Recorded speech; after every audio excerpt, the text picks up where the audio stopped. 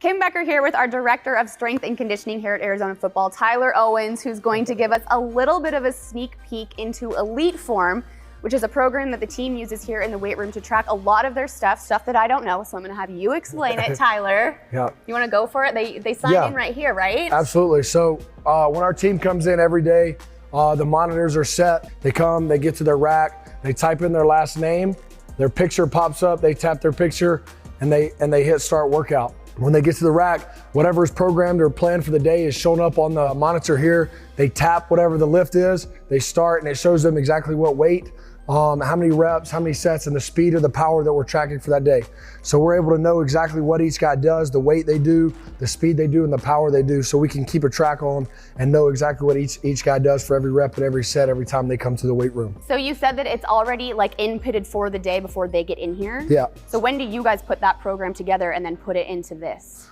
So typically on Sundays we plan out the week and get it inputted in there on Sundays. Then if we make any changes the morning of, we'll go and adjust. But when they show up to lift, everything's planned and set in there, and all they have to do is show up, tap their name, type their name in, and get ready to roll. So.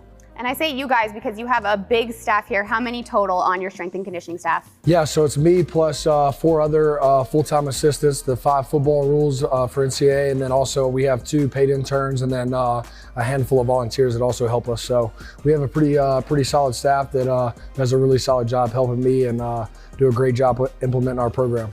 Well, and from personal experience here in the summer or in the off season, which there really is no off season in college football, I've seen you guys down here so much. You guys work so hard. You're really here all year round. I mean, tell me about your schedule in the quote unquote off season for college football, say when December rolls around.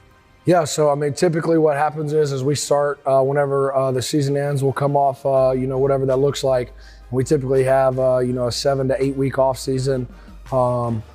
Starting in early January, and we'll typically start with a 4-day lifting program and about 3 days on field. And then towards the back end of that, the last 3 or 4 weeks of that, we'll go to 3 days lifting and 4 days on field running.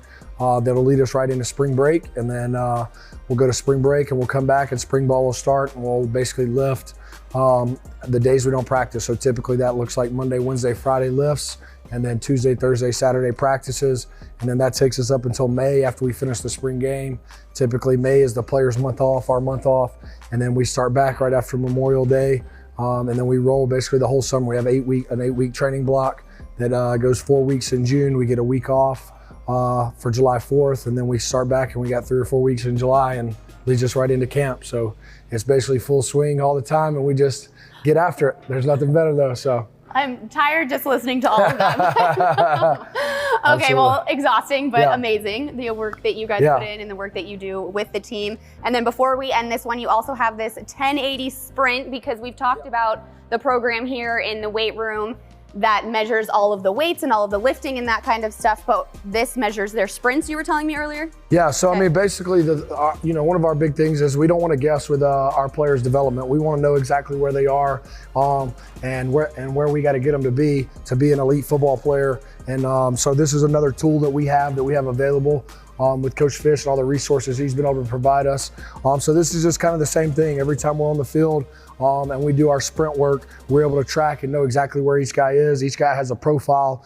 We know what their strengths and weaknesses are. If a guy needs acceleration work, or if he needs max velocity work, or anything in between, we're able to know and be detailed in our work. And that's kind of really our philosophy, is we just want to be able to do everything we can to help these guys reach a high level and play at a high level as we build our program here at Arizona. So. Well, it's all awesome, and seeing the numbers on these guys during the season and during different game weeks is one of my favorite things. I always put it on my Twitter and on my Instagram, so make sure that you guys are checking that out, because we will share the speeds and how these guys are being developed throughout the season too, which is really cool. So thank you, Tyler. Yeah, absolutely.